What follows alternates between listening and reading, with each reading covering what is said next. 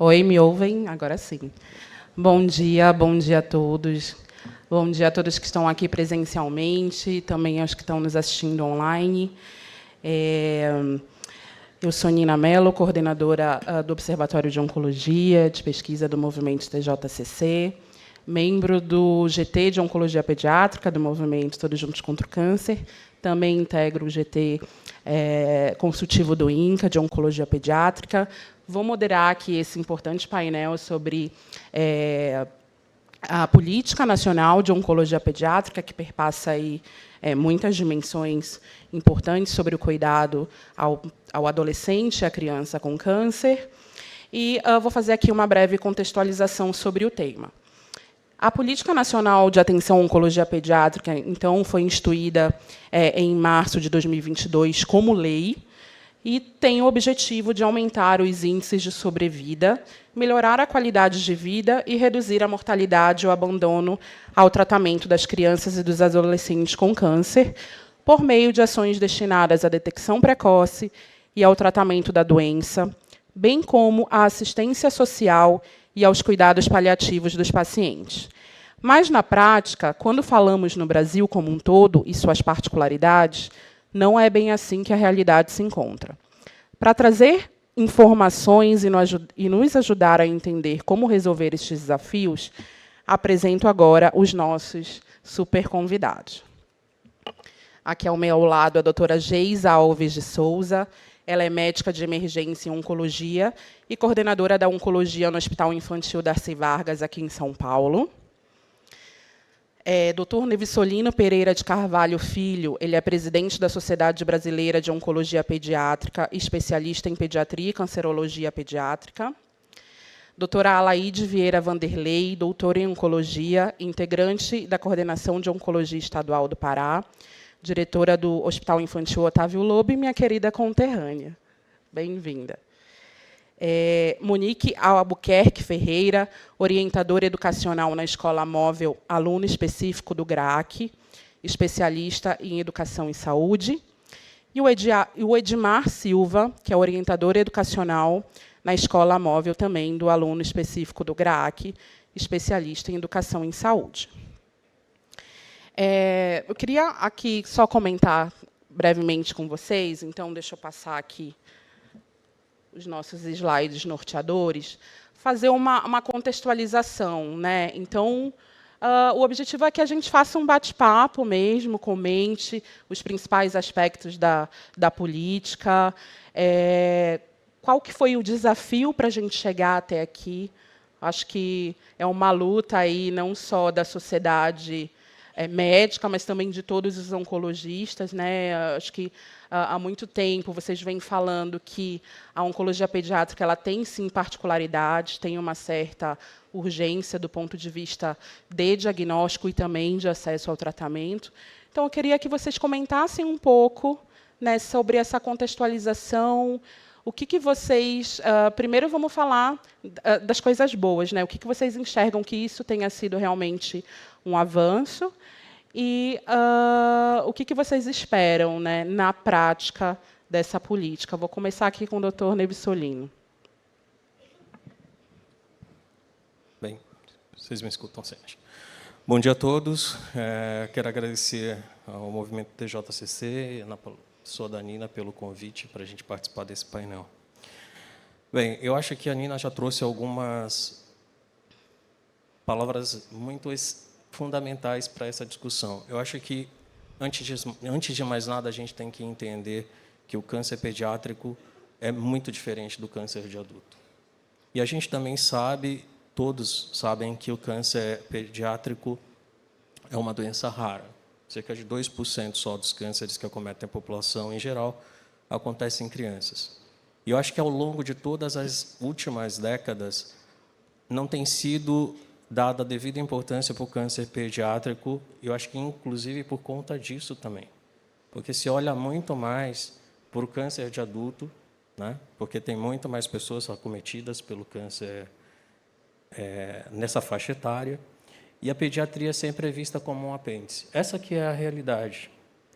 E eu acho que foi a partir dessa contextualização, de entender que, ao longo de muitas décadas, vários setores das sociedades, as sociedades técnicas, científicas, vêm falando reiteradamente isso, sem que a gente consiga dar passos efetivos para mudar um cenário que a gente sabe que ainda existe em qualquer cidade do Brasil.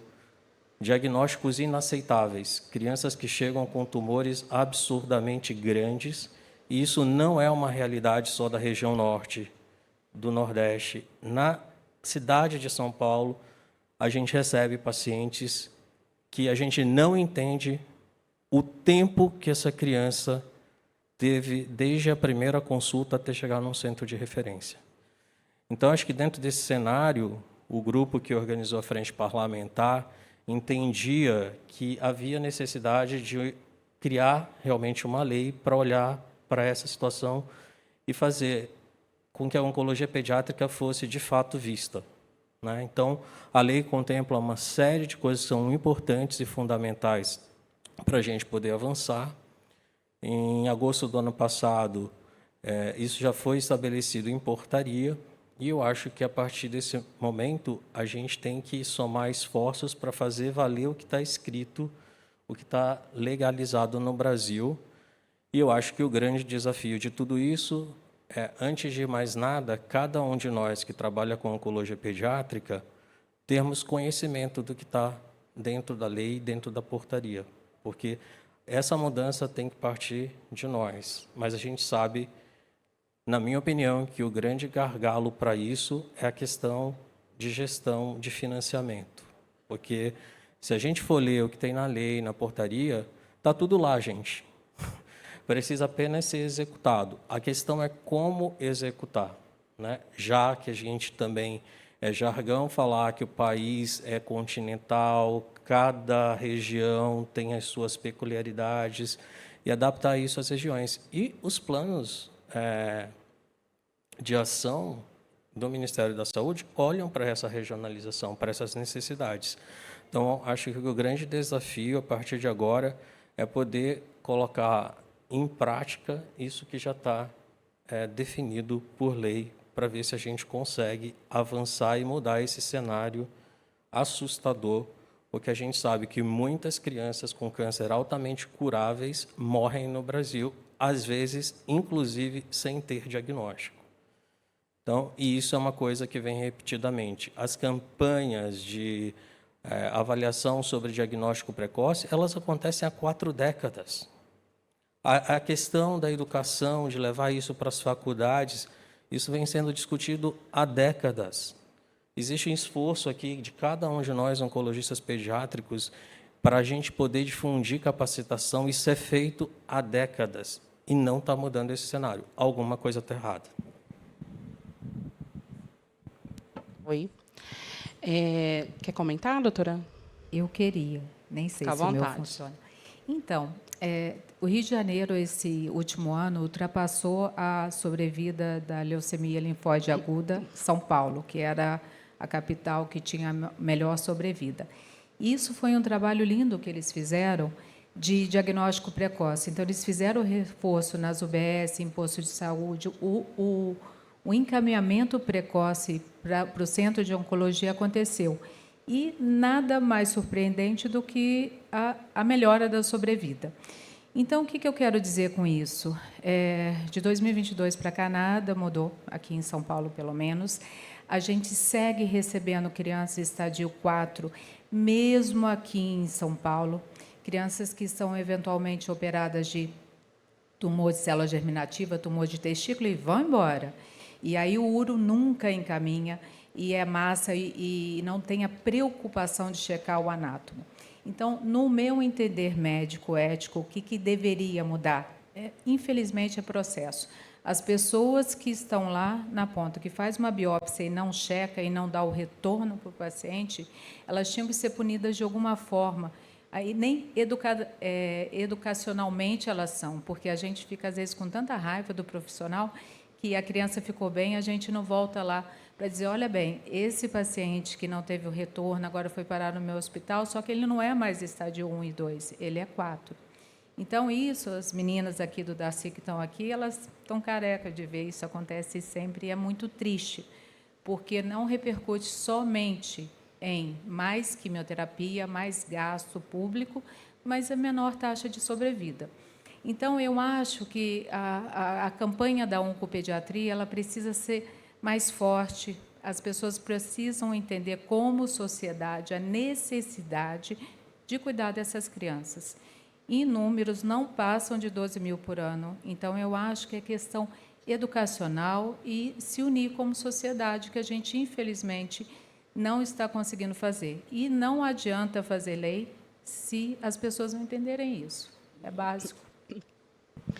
Você comentou do Estado do Rio de Janeiro, né? O Instituto Desiderata até que movimentou essa questão aí com o projeto Unidos pela Cura, para a detecção precoce. Eles, inclusive, estão tentando expandir para outros estados, aí estão indo lá, inclusive para Belém, né?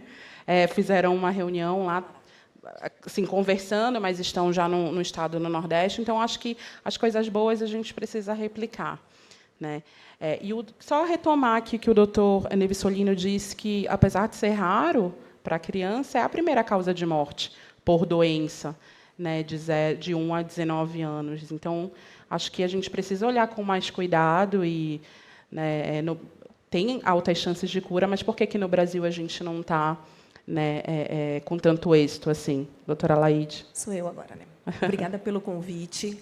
Desculpa essa voz, a minha voz não é assim, é porque eu estou quase para virar peixe. Então, em Belém, é muito úmido aqui, gente, é uma secura, já tomei uns 5 copos d'água, então é o clima, infelizmente, está passando. Então, bom, quando a gente olha, quando a gente pega e lê a política de atenção oncológica pediátrica, eu vou tirar o óculos, porque a luz está me cegando completamente. A gente tem que pensar com um olhar macro, tá? Então, todas as políticas, elas foram fundamentadas desde a Constituição e numa análise do Brasil como um todo. Nós temos um país intercontinental. Então, a gente tem que parar, assim, a gente tem que parar e analisar.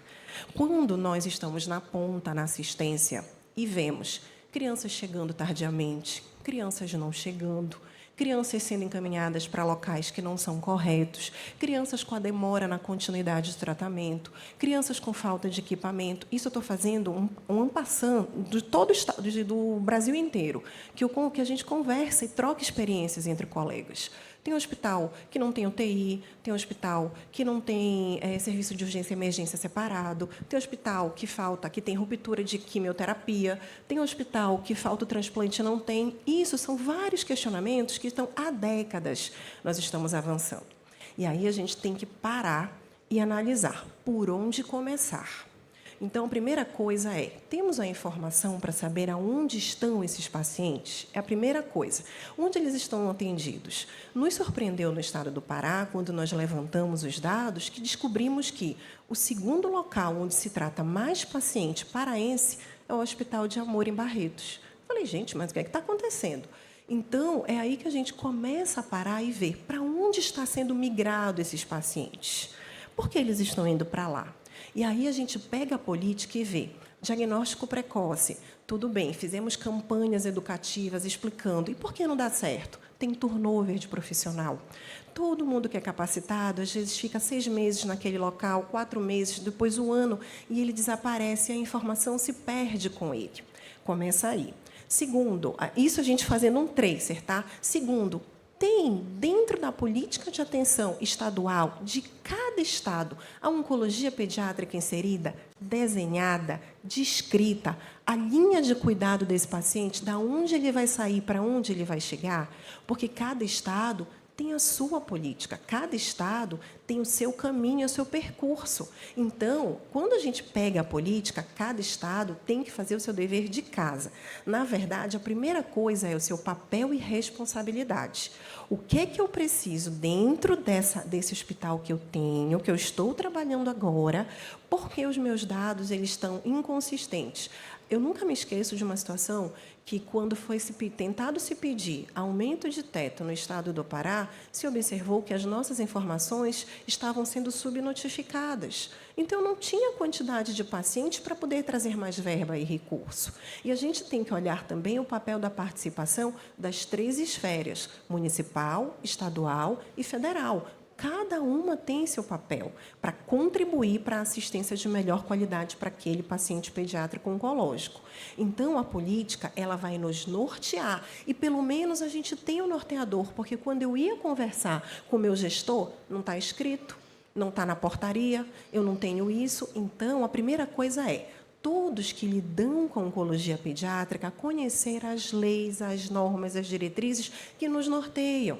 Saber lá que a portaria 688, lá de agosto de 2023, o que é que o NACOM, com o Serviço de Oncologia Pediátrica, precisa para ser habilitado. O que é que aquela unidade tem que eu possa habilitar como oncologia pediátrica para trazer mais recurso. E não só o recurso do governo federal. O estado e o município têm que estar ciente que ele também precisa ter a parte dele de participação para dividir a conta para o melhor recurso para aquele paciente. E aí entra o terceiro setor ajudando nas coisas que não tem ainda a normativa, mas que pode nos auxiliar para contribuir para aquela assistência. Eu já vi, às vezes, quando a gente para e pensa, diz assim, olha, a equipe multi, uma vez, quando a gente começou em Belém, não tinha psicólogo, não tinha assistente social, não tinha nada, mas está em norma. Vamos lá, pega a RDC, que para funcionar um centro de terapia antineoplásica tem que ter isso. Então, a partir daí, não é brigar, não é gritar, é conhecer o que você tem de ferramenta, o que é que está norteando e ir atrás de implantação. É rápido? Claro que não. É chato? Pra caramba. Você já tem o não. Vamos tentar o sim.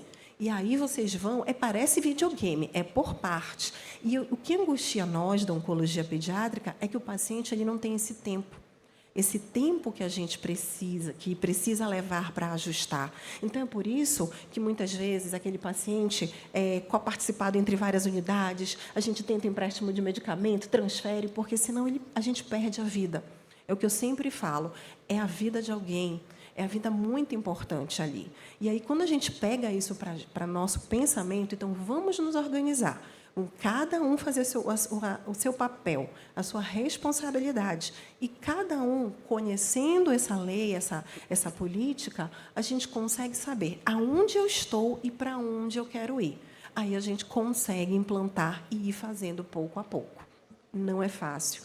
Dá trabalho. Às vezes, a gente sai querendo dar uma voadeira mental em algumas pessoas, e a gente respira e diz assim, não posso, eu estou tentando evoluir espiritualmente, então não vou fazer isso, e as crianças precisam. Agora, a história do réu primário, né? Não vamos perder o réu primário. Então, mas dá certo. Dá certo, gente, porque a gente tem que sair dessa curva de sobrevida. A região norte, gente, não sai de 50%. Me dá dó quando eu olho as estatísticas, mas eu falo, nós já tivemos muito pior. Nós chegamos a 30%. De 10 crianças que entravam com leucemia, a gente curava 30%. E agora, os nossos dados de 2018, a gente consegue 74%. Então, a gente pulou de 30% para 74%. Foi fácil? Claro que não, foram décadas. Só BOP, ONGs, Abralha, Instituto Ronald McDonald, todo mundo junto, tentando nos ajudar. Então, não é fácil, mas é possível. Excelente, né? A gente sente a tua... mas é realmente uma inquietação que todos nós temos aqui. Agora, acho que, quando a gente fala de acesso, ao tratamento para criança e adolescente, nessas especificidades todas, a gente tem que ter, claro, o cuidado integral, uma equipe especializada, que é diferente da do adulto, toda uma particularidade que entra também a educação. né? Eu queria que vocês comentassem brevemente, Monique e Edmar, vocês vão apresentar um pouco mais para frente o projeto, mas qual é a importância, né, desse segmento, né, junto ao tratamento do curso aí da escola, né, da educação? Bom dia. Muito obrigada, é um prazer estar aqui. Quando a gente pensa na oncologia pediátrica e no câncer infanto-juvenil, se trata de um contexto de alunos-pacientes, como a gente costuma chamar, que tem a questão do diagnóstico, que, por vezes, é demorado até que esse paciente tenha o seu diagnóstico concluído, e nessa busca pelo diagnóstico já se inicia algumas questões de entraves na vida escolar. Então, se ele vai em busca de uma consulta, ele começa a faltar na escola, ou por dores, ou por sintomas da doença. E esse afastamento escolar ele acontece. E quando esse paciente ele é diagnosticado e ele inicia um tratamento oncológico, isso impacta profundamente na sua rotina, na sua vida social e, com certeza, também na sua vida escolar. Então, a gente vai apresentar também alguns dados que mostram o tempo de afastamento desses pacientes e o quanto que isso pode ser uma dificuldade e, muitas vezes, até ocasionar uma evasão escolar desses pacientes, né?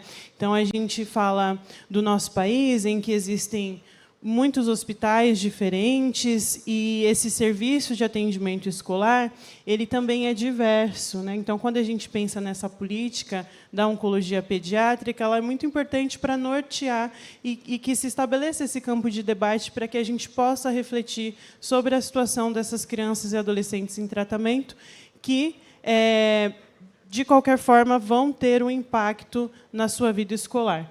Então, é muito importante que a gente direcione o nosso olhar a refletir e a pensar e elaborar propostas e alternativas para essa situação.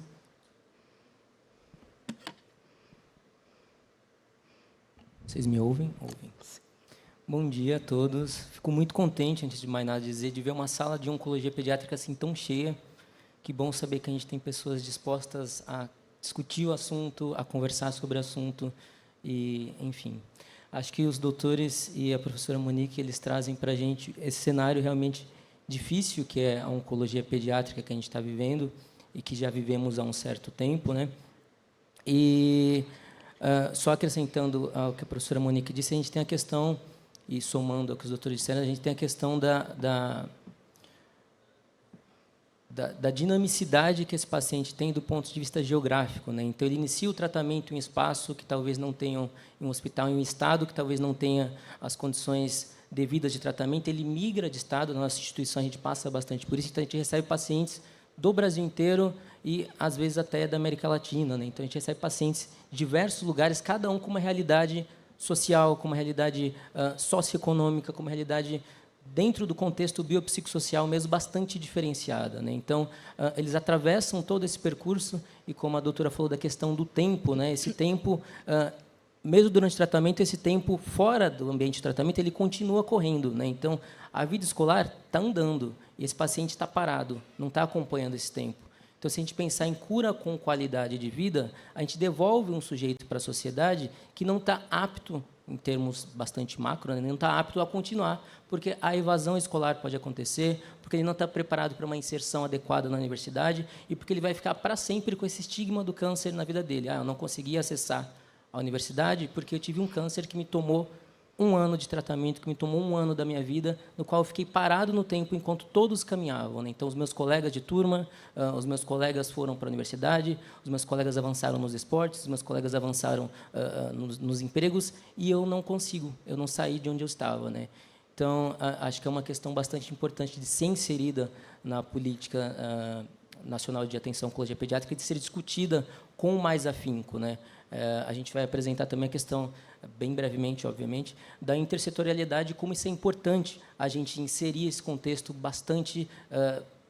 com bastante afinco na questão, obviamente, da oncologia de forma geral, mas principalmente da oncologia pediátrica, e não dispensar os atores essenciais a esse público, né?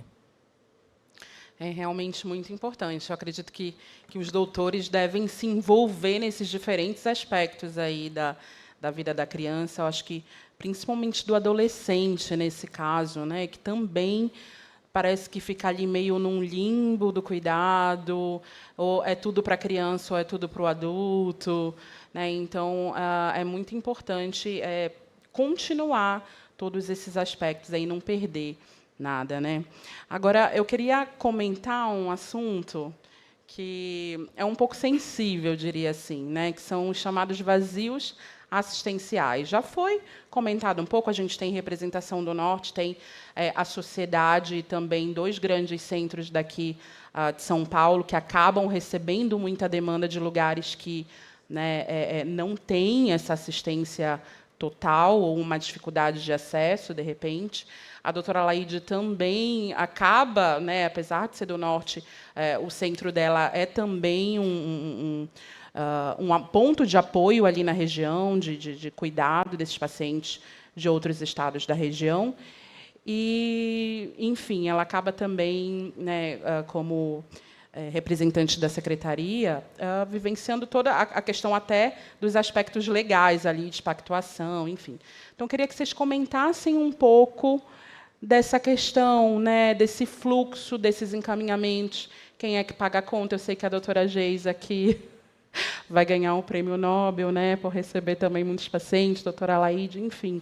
Como que é toda essa questão aí dos encaminhamentos, desses vazios assistenciais? Quer começar, doutor? Ou sei, fiquem à vontade, tá? Estamos em casa aqui todos. Eu acho que esse tema é extremamente delicado. Sob o meu ponto de vista, extremamente Eu adoro delicado. falar disso contigo, por isso que eu cutuquei aqui. A gente sabe que o acesso à saúde no Brasil é universal. Felizmente, temos o SUS, e o SUS é muito importante para isso.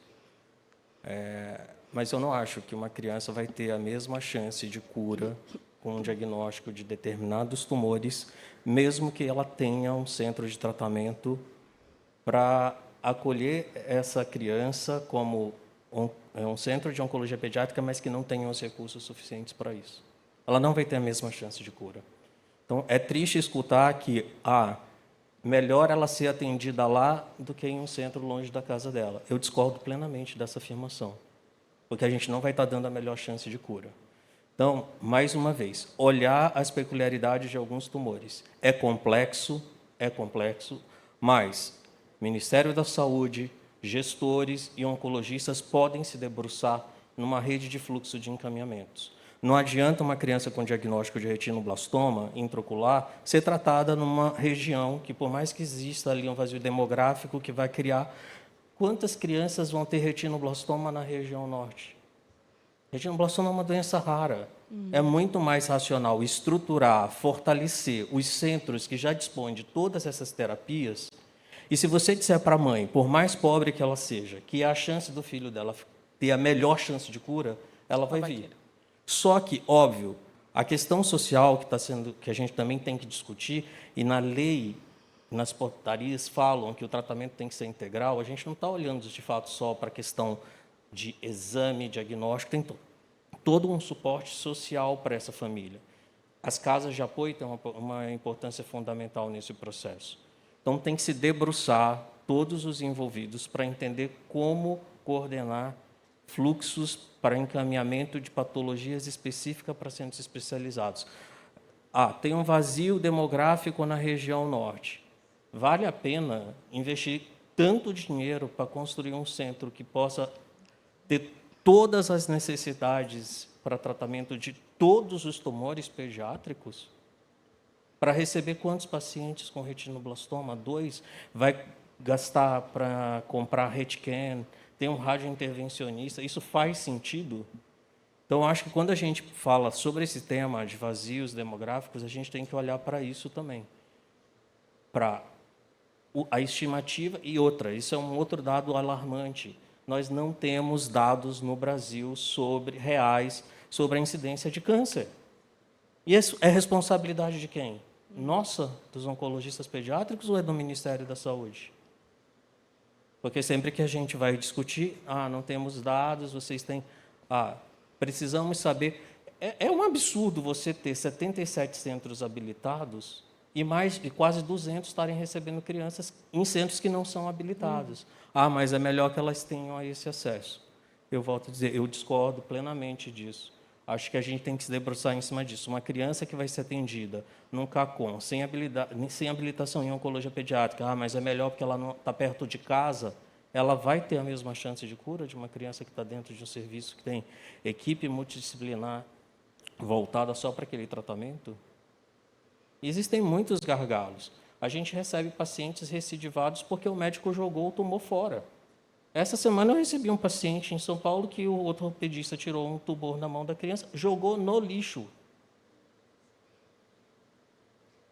A criança chegou recidivada, objetivamente. Então, será que nesses hospitais que não estão habilitados, que não têm pessoas que conhecem, as cirurgias são muito específicas? Não adianta, foi operado num serviço de neurologia, se o neurologista não tem expertise em tumor pediátrico.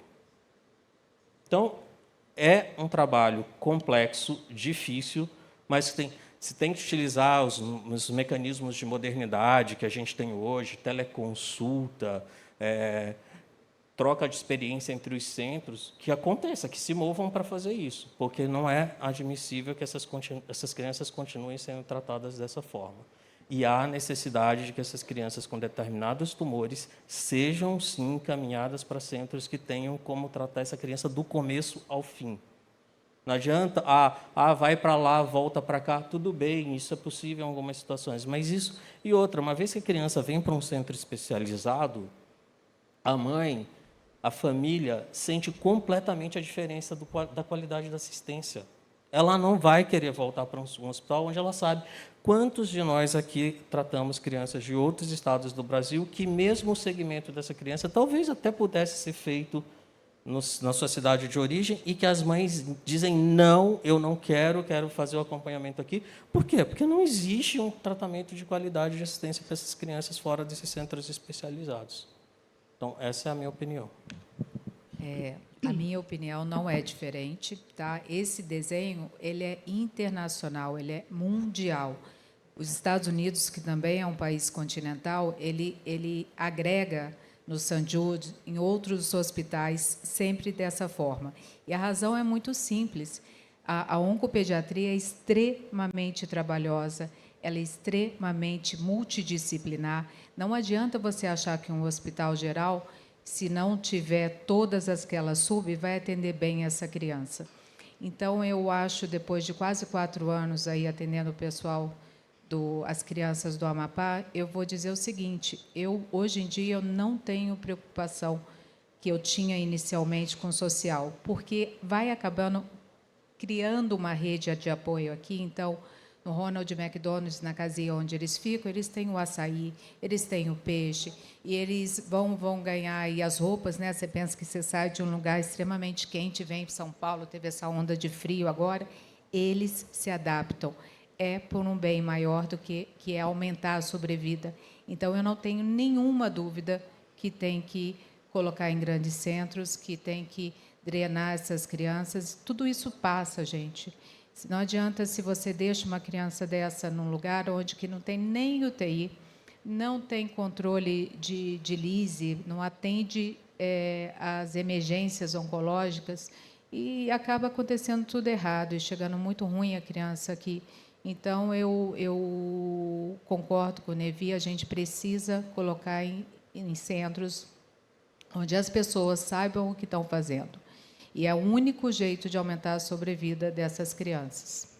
Agora, se todos nós concordamos com isso, isso precisa ser feito de forma coordenada, né? Que é o que não está acontecendo aqui. Acaba levando, né, contando muito com a boa vontade do médico, quem está ali nos centros.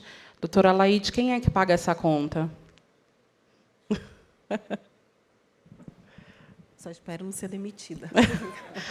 Não, o povo está vendo online lá, mas por isso não pega que eu nada. aqui. Não.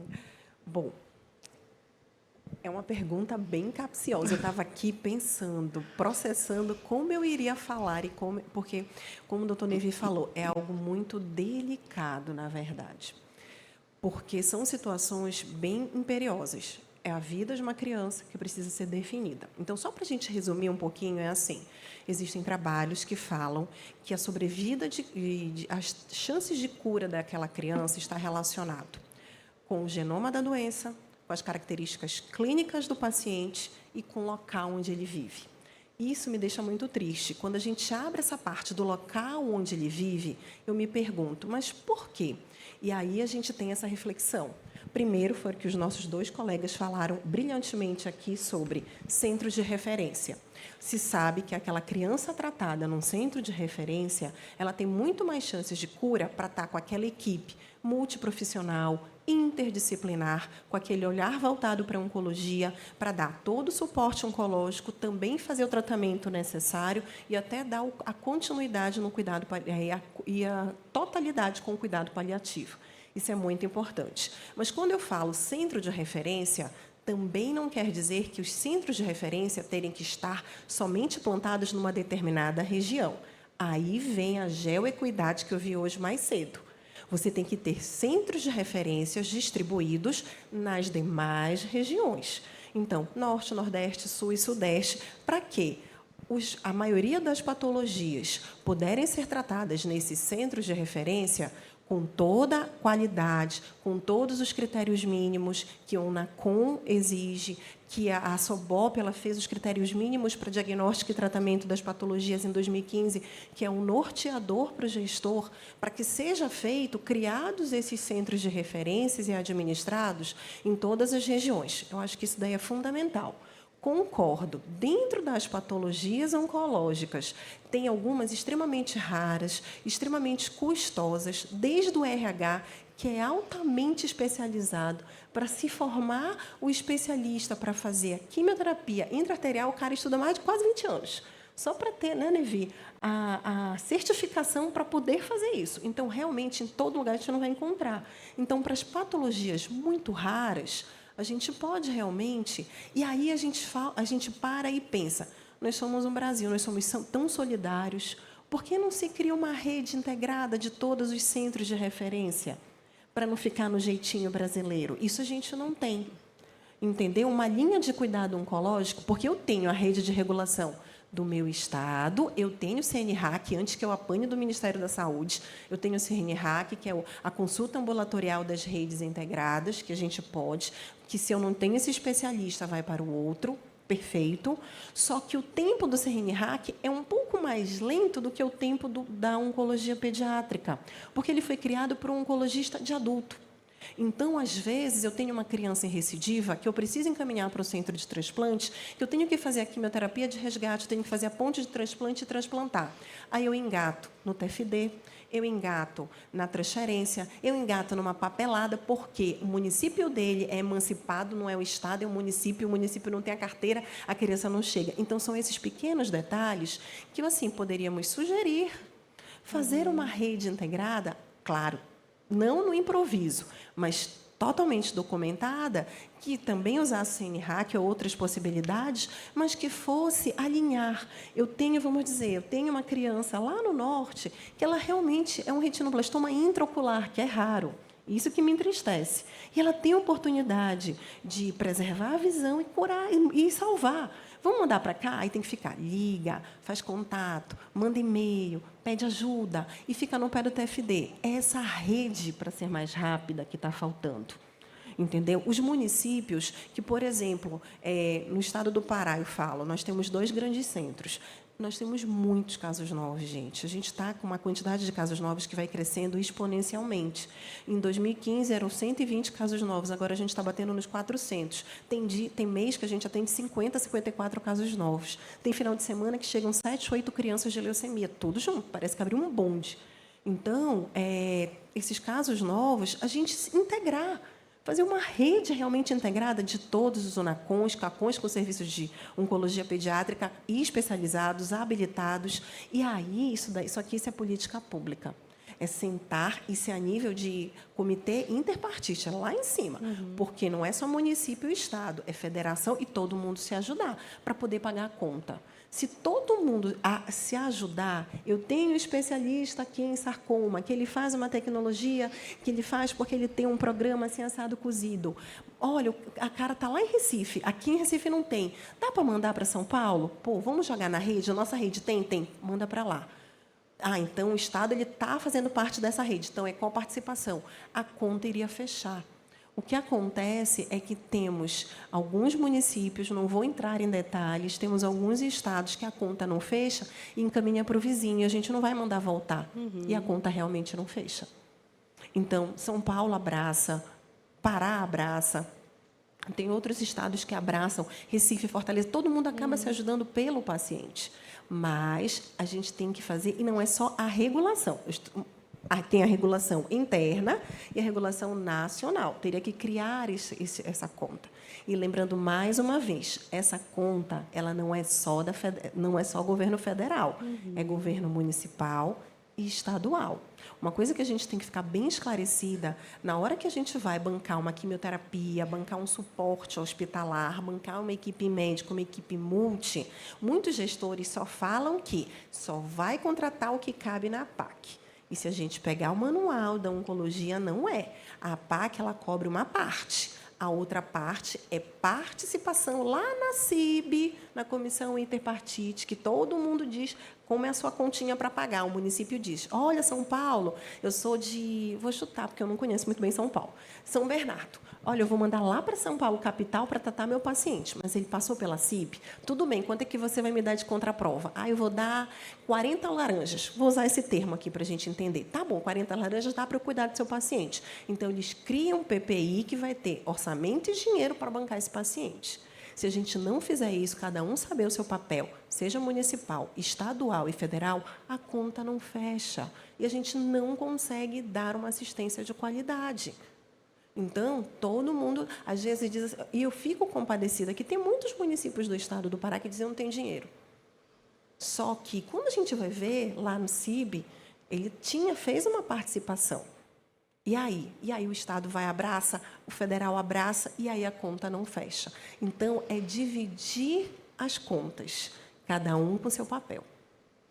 Excelente. Nossa, chegando muita pergunta aqui, o tempo eu acho que não vai dar muito. Mas, antes de convidar ali a Monique e o Edmar, eu queria só perguntar se a política não está contemplando essa questão aí dos encaminhamentos, né, regulamentar esse vai e vem, né, digamos assim, dos pacientes. Eu acho que a regulação ela está prevista na lei, na política. A questão é que, na prática, não se debruçou ainda para isso. Na realidade, agora em junho, houve o lançamento do Plano Curiol no Brasil. Uma iniciativa da Organização Mundial de Saúde, com a OPAS e o Ministério da Saúde. Então, a gente teve, em junho, uma reunião onde a gente discutiu muitas das coisas que a gente está discutindo aqui, para entender como que a gente vai fazer essa roda girar. Então, os próximos passos. Então, foram centrados eixos temáticos, objetivamente, diagnóstico precoce, tratamento e registros hospitalares de câncer, porque isso foi identificado como uma ferramenta fundamental para que a gente possa progredir nessa pauta. E, a partir dessa identificação, a gente vai começar a trabalhar em cima disso para que a gente possa integrar essa questão. Todas essas questões estão sendo debatidas aqui e certamente serão os próximos passos dentro desse processo, de como a gente pode avançar na questão de ofertar a melhor chance de cura para as crianças. E aí, dentro do tema tratamento, diagnóstico precoce, eles estão interligados em relação a essa rede de encaminhamento, sem dúvida nenhuma, porque a gente tem acesso universal? Tem. A questão é, qual é a agilidade desse processo? Quanta burocracia, como a Laide colocou aqui para a gente? Às vezes ela faz um contato comigo e diz assim, você recebe esse paciente? Eu digo, eu recebo. Mas aí entra a questão da demora do TFD, de uma série de questões. E aí chega em São Paulo, ele já tem que estar dentro de um programa de regulação, seja do município ou do estado. É muito complexo. Eu acho que é necessário. Não estou dizendo que não tem que ser dessa forma, tem que ser. até para a gente poder controlar isso, ter números depois para a gente poder analisar. Mas precisa que realmente haja um esforço de todos para que a gente construa esse modelo que atenda às necessidades de todo mundo. E é como a Laide falou, não é que é para todas as crianças irem só para centros especializados em regiões que já... Não, tem que entender o que tem que ser exclusivo para alguns centros também. Ótimo, vamos acompanhando aí, né? Agora eu queria convidar a Monique e o Edmar para fazer a apresentação deles, mas antes tem uma pergunta aqui que eu queria que vocês já respondessem, tá? É da Mônica Lopes de Souza. Ela pergunta como funciona o acompanhamento da sala de aula hospitalar e a mediação com a rede de educação. É uma pergunta bastante interessante. A Mônica está aqui, é isso? Ou a Mônica está online? A Mônica está aqui na plateia. Oi, Mônica. Tudo bem? É uma pergunta bastante interessante, Mônica, porque tanto quanto na própria oncologia pediátrica, não somos médicos, né, mas atuamos nessa interface, a gente também não tem uma política instituída quanto à educação no âmbito da oncologia pediátrica. Então, cada estado, cada município aplica a maneira que lhe cabe, né? Então, na nossa instituição, no GRAC, a gente não tem, diferente de outras instituições até de São Paulo, Darcy Vargas, o AC Camargo, a gente não matricula a criança na nossa instituição. A gente faz uma inscrição e ele segue matriculado na unidade escolar de origem. Então, se ele é lá do Pará, se ele é lá do Amazonas, ele continua matriculado lá e a gente faz um acompanhamento regular e reporta a essa unidade escolar o desempenho pedagógico dele em função do tratamento, em função da fase de tratamento em que ele está, né? Então, é um atendimento integrado e contínuo com reporte à escola de origem, né? E a escola é quem valida isso enquanto avaliação propriamente dita. Esse é o nosso sistema. Para a nossa realidade, uma jornada extensa, para a nossa realidade da instituição, a gente entende que funciona melhor desse jeito, né? Quer acrescentar algo, Monique? E o doutor e as doutoras comentaram sobre a importância dos centros de referência, né? E o fato desses centros de referência contarem com equipes multidisciplinares. O GRAC é um centro de referência que tem uma visão de multidisciplinaridade muito forte e a equipe da escola hospitalar ela faz parte dessa equipe multidisciplinar. Então, nós fazemos o atendimento de aula diretamente com os nossos alunos pacientes, mas nós também estamos constantemente em interface com a equipe médica, participando de reuniões, com os cuidados paliativos, com transplante de medula óssea. Então, com isso, a gente consegue fazer um atendimento bem específico e especializado e, assim, se comunicar com as escolas de diversas regiões de São Paulo e também do Brasil. Só mais uma coisinha que me ocorreu agora enquanto a Monique falava.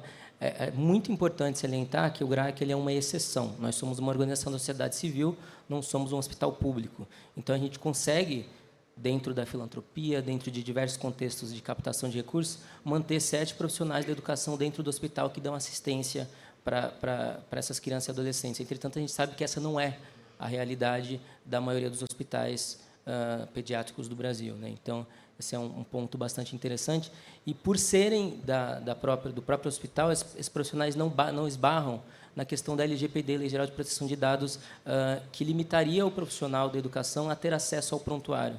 Nós podemos ter acesso, obviamente, com guia, a gente participa de reuniões com a equipe clínica, obviamente que guiados pela equipe médica, equipe multiprofissional, por diversos setores, assistente social, que está aqui a Camila, a gente consegue acessar determinados acessos que o professor, vindo da rede municipal estadual, talvez não tenha, dada a questão da LGPD. Então, a gente consegue fazer um serviço de atendimento muito mais especializado por ter acesso e saber que aquela criança trata um tumor do sistema nervoso central. Certo? Então, que adaptações eu preciso para a realidade daquele momento daquela criança, uma pós-ressecção, enfim, um mutismo cerebral, enfim, a gente pode colocar diversas questões que é importante que o professor esteja inserido nesse contexto para que ofereça um atendimento adequado, especializado para aquela criança, para aquele adolescente. Então, o GRAC ele tem esse diferencial que é um privilégio e que a gente entende isso, né, e que é uma exceção para vários casos, inclusive para diversas regiões, quando comparado a diversas regiões do país. Posso? Posso falar? Por favor. Não vou me atentar muito, não. Gente, é muito importante essa parte da educação.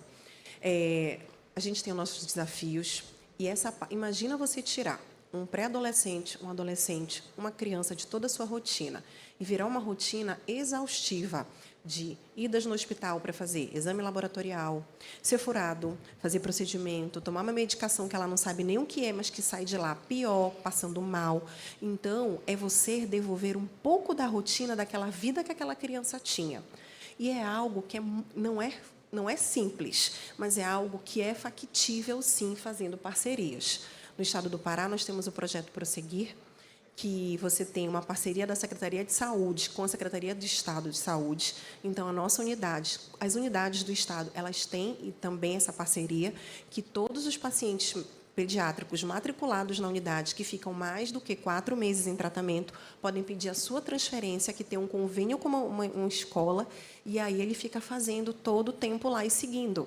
Eu até estava brincando com eles, o negócio é quando a gente tem que devolver eles para a escola que eles não querem, eles querem ficar na escola de lá, porque é uma escola individualizada, direcionada, todos se conhecem, todos ficam juntos, e a gente já teve resultados fantásticos, meninos passando no Enem, passando no vestibular. Então, isso é muito legal, é gratificante, é poder já inseri-los de novo na rede e saber que eles estão passando por um momento delicado da vida, mas que eles vão voltar e que existe aquela luz lá no finzinho do túnel. Então, isso é muito importante.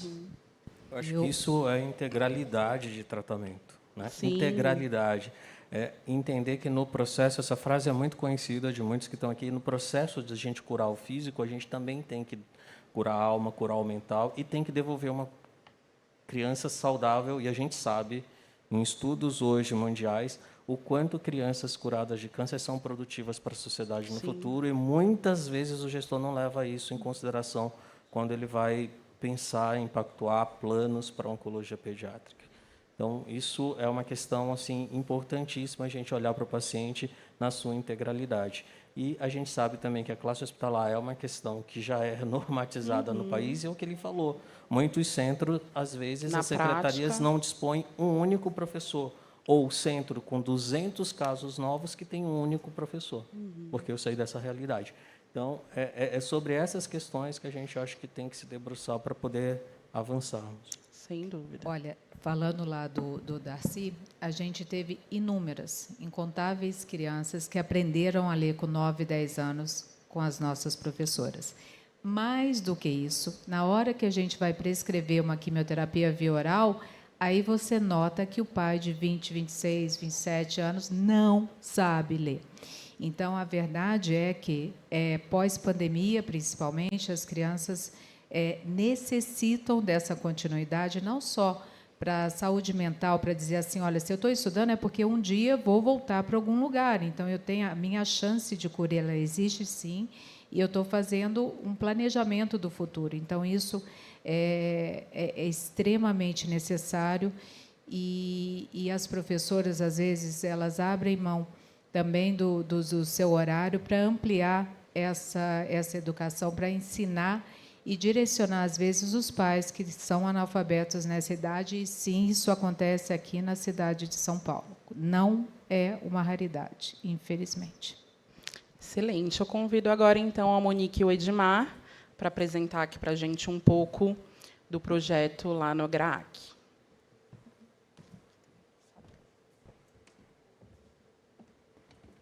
Muito obrigada, Nina. Eu gostaria de agradecer mais uma vez.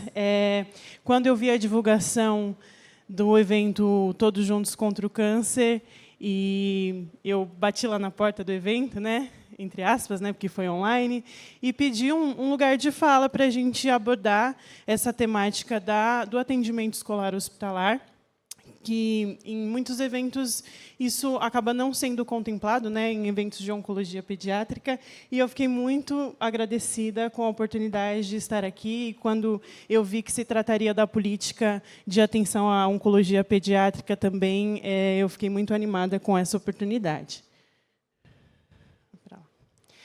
Então, o atendimento escolar hospitalar, ele se trata da garantia de continuidade nos estudos dos pacientes em tratamento. E como funciona, né? Como é que a gente consegue garantir isso para um paciente, aluno-paciente, que foi diagnosticado com uma doença ameaçadora à vida dele e que ele vai ter toda a sua rotina de vida alterada em função desse tratamento? Nós precisamos pensar em adaptação das aulas às condições em locais em que esse paciente se encontra. Então, se ele se encontra em uma rotina hospitalar, então o momento da aula ele deve ser adaptado para que ocorra nesse espaço hospitalar. E se trata do atendimento do ensino fundamental até o ingresso na universidade, né? Então, a doutora relatou sobre alunos pacientes que fizeram tratamento, estudaram no hospital e conseguiram concluir os estudos e atingir o ingresso na universidade, né? Então, eu falo de uma realidade que a gente consegue observar isso. Lá no setor de atendimento escolar do GRAAC, nós temos uma parceria com o INEP. Então, durante a realização das provas do Enem, os fiscais do INEP eles vão até o hospital. Então, a gente também faz as adaptações do espaço para que esses alunos pacientes consigam garantir o seu direito de acessar esse exame importante para a conclusão do ensino médio. E qual é o nosso cenário, né? O cenário de sobrevida no câncer infantil. E aqui eu trago dados da instituição de que a gente fala, né? Desculpa. Aqui, na verdade, a gente trouxe dados do Instituto Nacional do Câncer. Então, estima-se que aproximadamente 8.000 novos casos entre 2020 e 2021.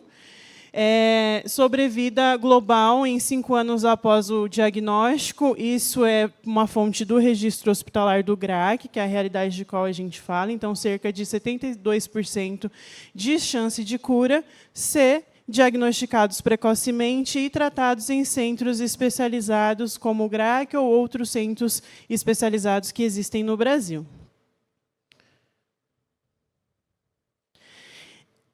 Aqui nós trouxemos alguns dados que eles são bem interessantes. Se trata do tempo médio de ausência escolar em função da doença. Então, quando a gente pensa nos índices de casos novos, né, a gente também falou um pouquinho aqui sobre a subnotificação desses casos. Quando a gente se direciona para os dados educacionais nesse sentido, são dados que, de fato, a gente não encontra. Ontem, eu e o Edmar, antes, né, se preparando para a apresentação de hoje, a gente até fez alguma busca na rede para ver se a gente encontrava dados mais atualizados sobre essa temática, e, de fato, foi muito difícil encontrar. A gente não encontrou esses dados.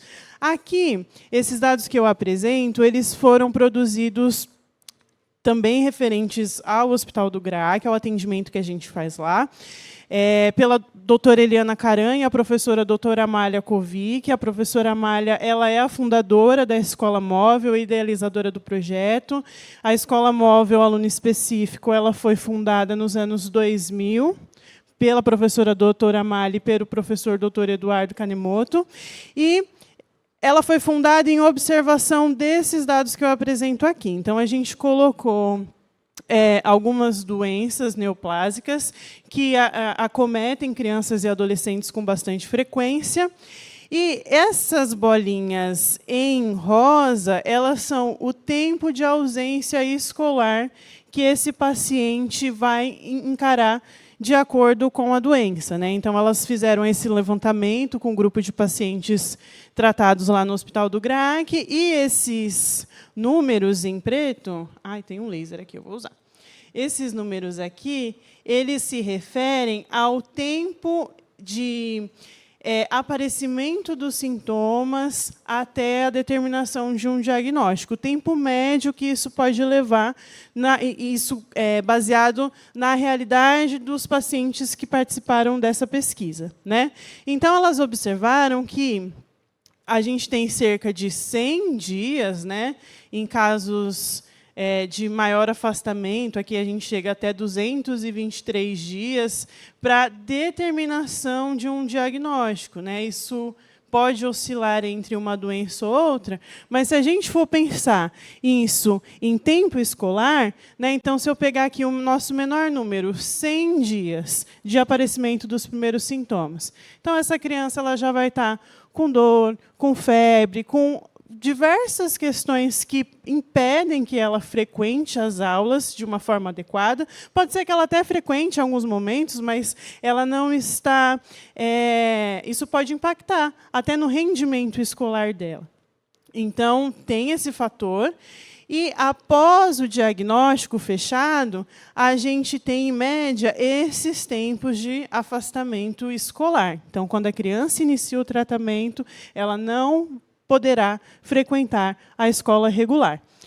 Então, a gente tem aqui 127, 150 dias, 182 dias, sistema nervoso central, 241 dias, Ewing, 245, neuroblastoma, 297 dias, as leucemias, 360 dias. Essas crianças elas passam todo um ano letivo fora do ambiente escolar. Osteosarcoma, elas encontraram esse dado, pode chegar até 536 dias de ausência escolar. É mais de um ano letivo que essa criança ela vai ficar afastada do seu universo escolar. E o transplante de medula óssea, né? Aqui a gente colocou, não se aplica esse tempo médio de ausência escolar em função da doença, porque são contextos muito distintos, né? Então, essa criança ela pode ter passado por outros tratamentos e até chegar numa determinação de realização de transplante. Mas, quando isso é determinado e essa criança ela é encaminhada para um transplante de medula óssea, ela vai ficar cerca de 360 dias fora da escola regular. Então, é muito importante que a gente pense, né, em que condições de qualidade de vida, de cura com qualidade de vida que a gente vai oferecer para as nossas crianças. Edmar? O Edmar vai falar um pouquinho mais sobre a política. Bom, gente, eu vou só repetir o que a gente falou até agora, né? Eu vou só trazer um pouquinho, bem brevemente, para o contexto, né? Então, a Política Nacional de Atenção à Oncologia Pediátrica ela traz essas disposições gerais lá no seu artigo 1º, aumentar os índices de sobrevida, melhorar a qualidade de vida, que é o que nos interessa nesse momento, e reduzir a mortalidade e abandono ao tratamento. Então, vou trazer para o que nos tangencia, que é melhorar a qualidade de vida do ponto de vista de atendimento escolar hospitalar, né? E aí, quando a gente vai olhar bastante com um olhar mais carinhoso para a política, a gente vai perceber que o Ministério da Educação ele é convocado a participar disso de uma forma mais indireta, né? Então, lá no seu artigo 6º e 7º, no 6º ele vai trazer que deverão ser promovidos processos contínuos de capacitação dos profissionais da área da saúde sobre o câncer. Ótimo, muito bom. E deverá ser estimulado, por meio do Ministério da Educação, o ensino sobre o câncer infanto-juvenil na graduação, em áreas da saúde e nas residências médicas e multidisciplinares de áreas afins. O que eu posso dizer, acho que a Monique falaria a mesma coisa, do ponto de vista de educação, e a gente sabe que essa é a realidade, os professores, a rede de ensino, de graduação, não está preparada para atendimento às classes hospitalares.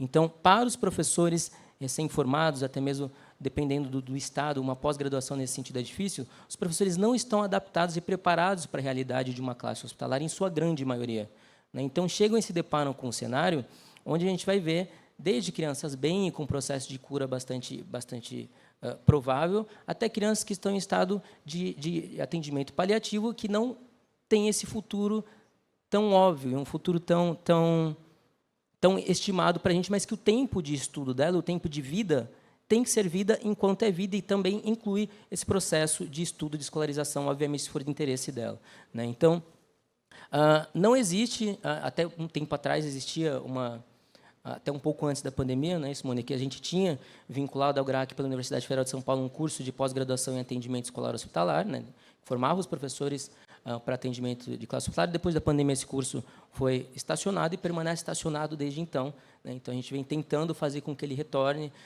por diversas formas, mas não existe essa formação por parte do Ministério da Educação. Existem pós-graduações nesse sentido, voltadas para o mercado privado. Isso existem de fato, né? Recentemente foi lançado um curso, acho que da Federal do Mato Grosso do Sul, que não é um curso de residência, é um curso de pós-graduação online, né? Então, a gente tem, a passos lentos, a gente avança e a gente tem que pensar que tipo de profissional. É um cenário bastante específico, não um cenário qualquer, né? Então, como eu falei, a gente vai encontrar realidades diversas, os doutores podem ser mais específicos com isso, a gente vai encontrar realidades diversas. O GRAAC, por exemplo, trata desde uma leucemia até um retinoblastoma, um tumor do sistema nervoso central, das mais diversos tipos.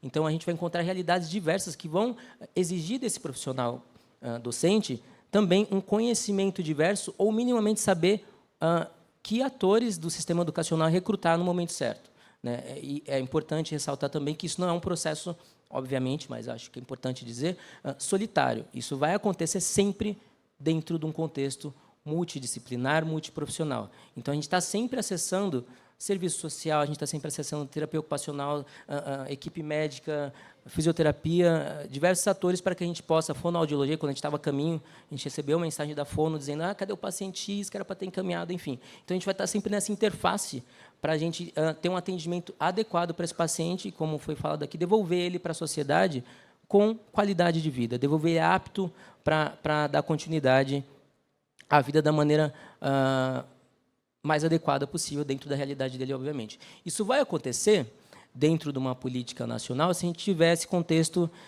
de intersetorialidade observável, se ele pudesse ser palpável, se ele pudesse ser praticado, né? Então, já que o Ministério da Educação está lá inserido no contexto da educação, por que não trazer esse contexto também para que o Ministério da Educação e o Ministério da Saúde pensem nesse aspecto do paciente, né? Porque a política, obviamente, é o interesse máximo da política, ela vai contemplar o serviço como um todo e a formação profissional.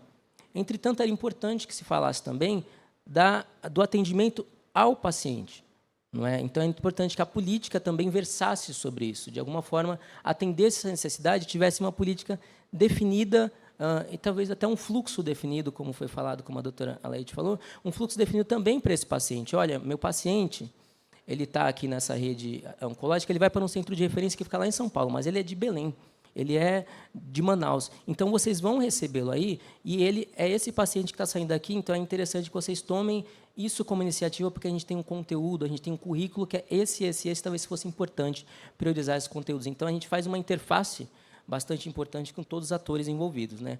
E aí falou-se sobre quem paga essa conta, né? Se já é difícil pagar essa conta para quem é do universo da saúde, você imagina para quem não é, para quem está num contexto totalmente diverso. A gente é da educação e está inserido num contexto de saúde. Então, obviamente, que eu penso que quem paga essa conta é o Ministério da Educação. Então, reforço novamente que a intersetorialidade ela tem que ser discutida com mais afinco, ela tem que ser discutida com mais carinho por esses dois atores e, obviamente, por outros atores que envolvem a questão biopsicossocial da criança e do adolescente no contexto da oncologia pediátrica. E é isso, agradecemos pela atenção, pela oportunidade de fala neste evento tão importante. E cá estão os nossos contatos, caso alguém deseje conversar com a gente. É isso. Obrigada, Edmar, Monique. Bom, já entendemos muito da importância, né, desse contexto escolar aí durante o tratamento. Leucemias e osteosarcoma, por exemplo, demoram, né, anos até. Então, como é que vai tirar ali essa criança, esse adolescente totalmente da vida dele, né, da questão da educação? Então, que essa realidade, né, dessa organização desses projetos educacionais mais bem estruturados chegue até a todos os centros de tratamento. A gente está aqui chegando para o final, mas tem uma pergunta aqui, tem muitas, na verdade, mas vou fazer uma, e aí eu já aproveitaria para pedir que, quando vocês respondessem, já fizessem assim umas considerações finais. Tá?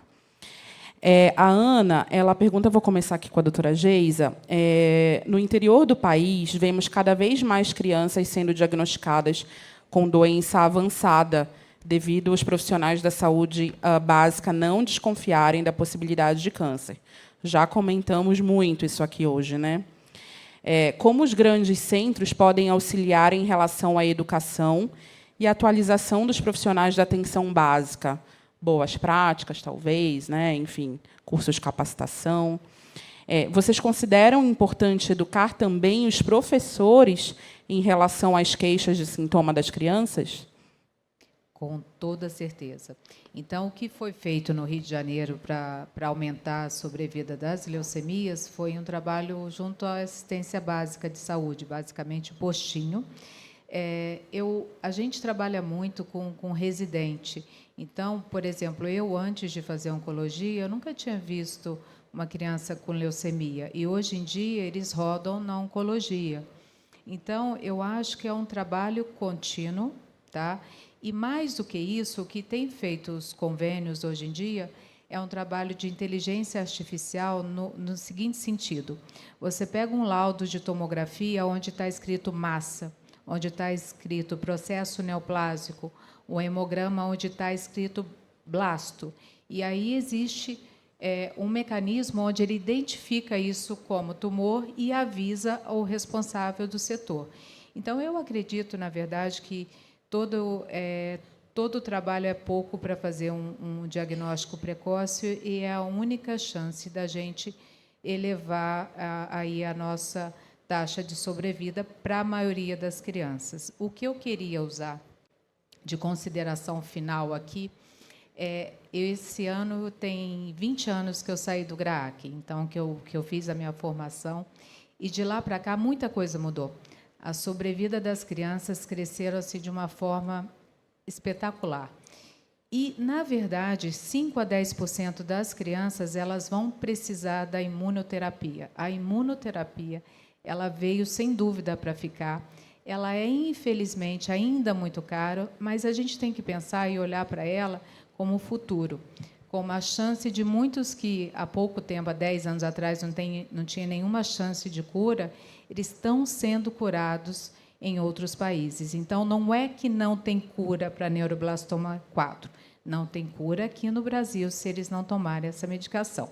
Muitas vezes é muito difícil para um oncologista, porque para você usar uma imunoterapia envolve pesquisa de biologia molecular, onde a gente tem que, às vezes, acessar o laboratório, acessar o seu diretor para fazer esse gasto adicional, mas ela é muito importante para a evolução da oncopediatria. A gente vê fora, quando vai em congresso, ou até mesmo nos congressos nacionais, é incrível essa melhora, e a gente precisa participar disso. E aí é essa minha consideração final. Eu acho, de novo, falar como sociedade, como é importante a gente estar unido para aumentar essa sobrevida. Eu vou aproveitar minha última consideração final para agradecer a Abrale. Esse ano de 2024 foi o ano que a gente mais utilizou.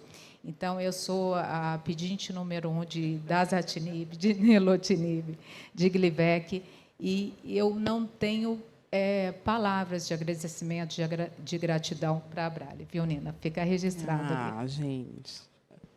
Imagina. Doutor Nevi? Sobre o mesmo tema? Sobre a mesma pergunta? Exato. Quer que eu... Não.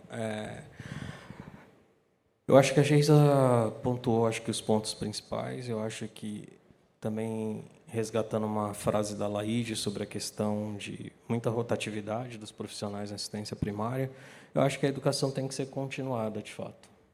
Eu acho que os recursos tecnológicos também estão chegando e vão ser muito úteis, talvez, nisso, para fazer com que haja esse alerta da possibilidade de ser câncer, porque eu volto a falar em relação à minha primeira fala. Isso já é feito há muitos anos.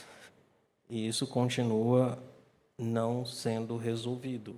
Então, é muito, assim, para mim, isso é muito desafiador entender por que isso não está sendo, apesar de que a gente faz campanhas regulares. Todas as campanhas que são feitas em Setembro Dourado são voltadas para diagnóstico precoce, todas. Praticamente nos congressos de pediatria, a abordagem sempre é sinais e sintomas do câncer pediátrico. Então, eu acho que a gente tem que se valer dessas novas tecnologias, entender como que a gente pode melhorar isso. E eu acho que, como consideração final, eu reforço a necessidade de que cada um de nós possamos ser realmente atores que possam contribuir para fazer com que isso mude, e isso passa por a gente conhecer a lei, as portarias, de como que funciona a máquina pública também, porque eu acho que são duas máquinas diferentes que se interligam, né? Então, tem essa discussão toda aqui, mas a gente depende da máquina pública também. E eu acho que os gestores de saúde, o Ministério da Saúde, também tem que ser parceiros nesse processo junto com a sociedade. A gente, por várias vezes, falou aqui em financiamento. A gente sabe que o governo não vai conseguir, não tem perna, não tem dinheiro para proporcionar tudo isso que a gente precisa para o paciente. Em oncologia pediátrica, os modelos mundiais todos falam da ajuda do terceiro setor. Então, é um esforço que deve ser coletivo. A gente entende que existem avanços tecnológicos de tratamento e que são importantes para a gente poder melhorar a chance de cura de crianças que, invariavelmente, há 20 anos atrás, nós todos víamos morrer, pacientes com neuroblastoma, por exemplo. Isso mudou nesses últimos anos, através da incorporação desses tratamentos. Mas a gente também tem que olhar uma outra realidade que é muito triste no país, e que não é só do Brasil, é de vários países de baixa e média renda. A gente, há mais de 20 anos, pode curar a maior parte dos cânceres com uma taxa de sobrevida de 80%, sem exames caríssimos, sem drogas caríssimas. A gente ainda tem um débito social com essas crianças, porque existem remédios que são baratos e a gente sabe que uma boa parte das crianças não vão precisar. E se houvesse a racionalidade, isso também seria facilmente incorporado, essas novas tecnologias, mesmo a esses custos. Mas a gente não cura 80%. Há 20 anos, a curva de sobrevida da maior parte dos cânceres pediátricos já atingiu esse platô. Isso que vem de agora, o desenvolvimento da biologia molecular, de terapia-alvo, é para aquelas doenças que a gente sabe que a gente não conseguia curar. A pergunta, por que a gente não consegue atingir 80% com tratamentos que são acessíveis?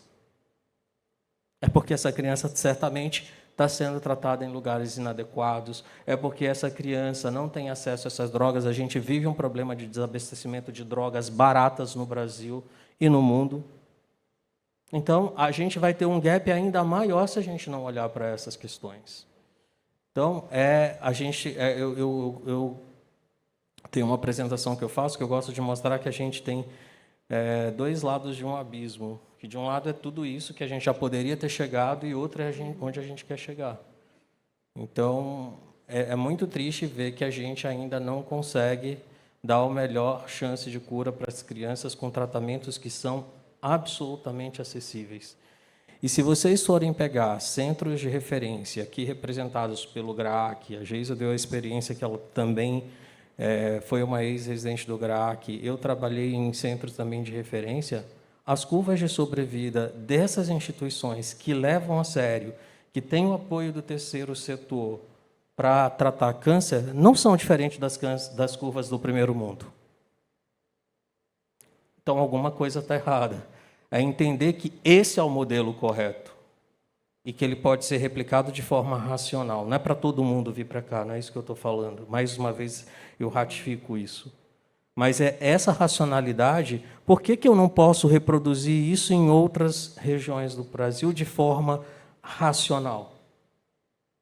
Porque nesses centros a gente consegue taxas de cura, a gente sabe que pode melhorar ainda mais, mas que são muito diferentes das realidades de outras instituições que atendem, às vezes, menos de 30 crianças por ano. Com que equipe? Muitas vezes não são nem tratadas por oncologistas pediátricos. E a discussão também que tem que ser levada aqui é do atendimento do adolescente. Dados mostram que as taxas de mortalidade no adolescente no Brasil por câncer é a faixa que mais morre de cânceres que são curáveis. Por quê? Porque é outro vazio. Na regulação, uma criança de 14 anos vai encaminhada para quem? Para o serviço de oncologia pediátrica ou para um oncologista clínico? Já é sabido que vários comportamentos biológicos de tumores nessa faixa etária respondem melhor a tratamentos pediátricos, e o clínico não usa esses protocolos. Então, existem vários pontos sobre os quais a gente pode se debruçar para tentar avançar nisso. Porque senão a gente vai estar aqui a 20 anos na frente, mesmo com uma lei, mesmo com portaria, discutindo os mesmos assuntos, se não houver uma sensibilidade, na minha opinião, da máquina pública. Obrigada, doutora Laide. Sobre o mesmo tema da educação. Eu acho que pode falar, eu acho que contextualizando de uma maneira geral e fazer aí o seu fechamento. Tá. O que você achou que foi mais importante, que você destacaria, enfim, fica livre. Tá. Eu sempre gosto de dar exemplos. Quando a gente fala da educação continuada, do diagnóstico precoce, que a gente estava falando aqui, a gente já teve algumas experiências de êxito e outras nem tanto.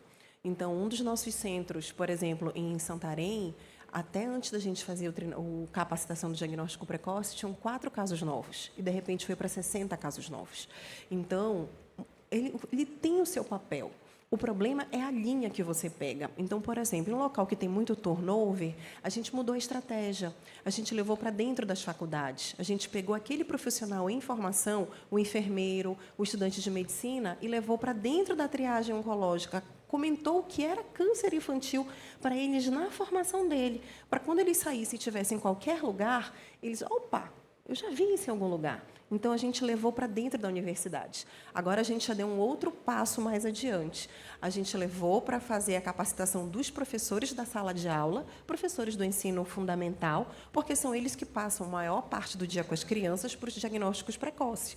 E aí me chamou a atenção uma vez, esse caso eu conto, já vou terminar, como é que se diz, que era um garotinho que tinha um irmão de 17 anos que estava com um gânglio em região cervical. A mãe era uma enfermeira, foi para uma palestra de diagnóstico precoce e levou o garotinho porque não tinha com quem deixar. E ele viu a palestra. Quando ele chegou em casa, foi brincar com o irmão e palpar. E disse, mamãe, tem um caroço no pescoço do fulano. A mãe disse, não, meu filho. Disse, mamãe, era da aula, um caroço do tamanho do limão. E a mãe não tinha se tocado. E a mãe ficou assim, levou para a gente na triagem oncológica. Quando a gente palpou, falei, meu Deus, vamos fazer uma biópsia? Linfoma de Hodgkin. Quem deu o diagnóstico? Quem startou? Uma criança de 11 anos de idade. E aí a gente percebeu que as crianças agora, com essa síndrome do conhecimento acelerado, elas pegam tudo. Então, o que a gente fez agora? Um projeto piloto, não sei se vai dar certo. A gente está capacitando, em vez do professor, os alunos. A gente fez gamificação dos sinais e sintomas, de gincana, de jogar, grudar, de todas essas coisas. E a gente está fazendo. Se a gente vai ter resultados, daqui a alguns anos eu vou saber. Mas é uma tentativa da gente, primeiro, quebrar esse medo da palavra câncer infantil e contribuir numa forma de educação também para a gente baixar essa curva de sobrevida. São várias vertentes, não tem só uma. São várias linhas que a gente tem que fazer. Então, é um trabalho de formiguinha, é um trabalho a curto, médio e longo prazo. A curtíssimo prazo, eu tenho paciente aqui com diagnóstico. O que é que eu posso fazer? O que é que a minha rede oferece? O que é que o meu hospital oferece? O que é que o meu estado oferece? Vamos fazer. A médio prazo, o que é que a gente pode melhorar a contento? E a longo prazo, mudar o macro. Então, a gente tem que começar por alguma coisa. É isso que eu sempre falo. Eu vejo o copo meio cheio, eu não quero ver ele meio vazio. Porque se eu ver o meio cheio, eu tenho que ver ele meio cheio, que a gente está sendo algo de diferente na vida de alguém.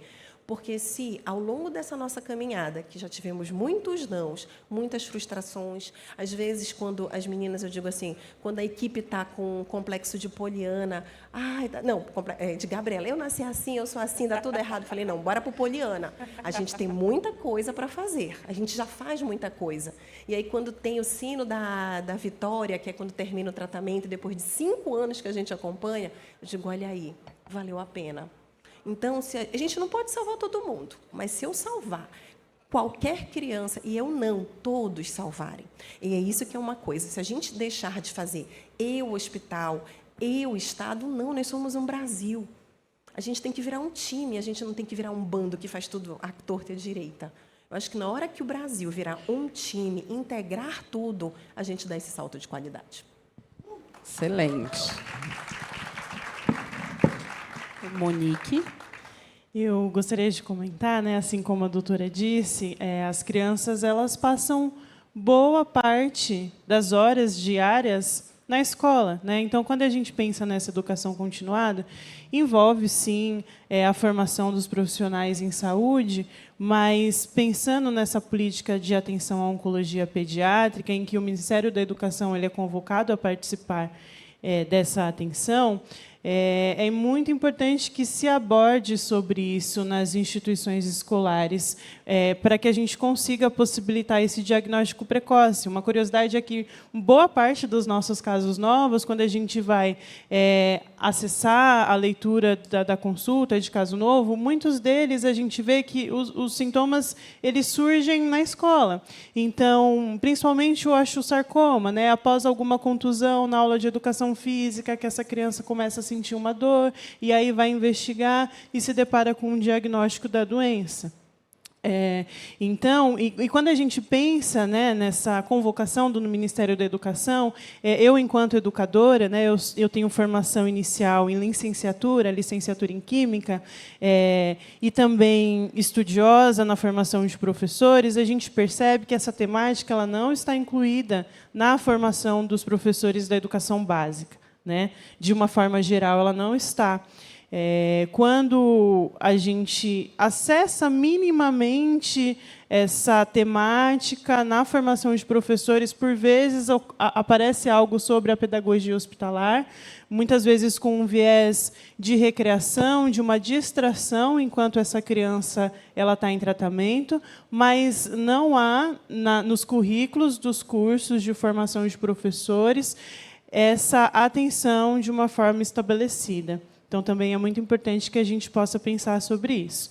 Como considerações finais, eu gostaria de agradecer a fala de todos os aqui presentes.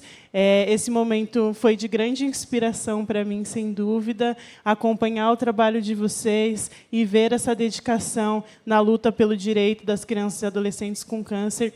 Sem dúvidas, é emocionante, muito inspirador. Eu espero que vocês aí da plateia também tenham sido contagiados com isso e que a gente possa dar mais atenção para essa temática e se empenhar ainda mais. Gostaria de dizer que também estou à disposição para trocas e criação de redes compartilhadas para que a gente possa trabalhar juntos e melhorar esses índices e as condições das nossas crianças e adolescentes em tratamento. Muito obrigada. Obrigada, Monique. Vou ser bem breve, juro. O tempo ali está gritando, esgotou. Vou ser bem breve.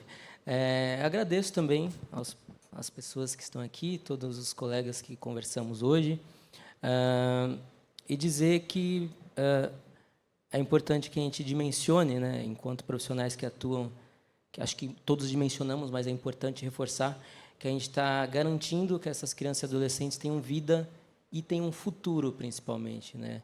É importante que a gente entenda, por exemplo, a gente tem, enquanto eu falava, uma colega de profissão lá do Darcy Vargas, eu não sei se ela está aqui agora, ela falou, sou professora, estou aqui. Então, a gente já conversou por telefone, e um dos pacientes que tratava no Darcy Vargas, ele veio para o GRAC para fazer transplante, e hoje ele é enfermeiro, ele foi lá dar uma palestra para a gente no encontro de adolescentes, né?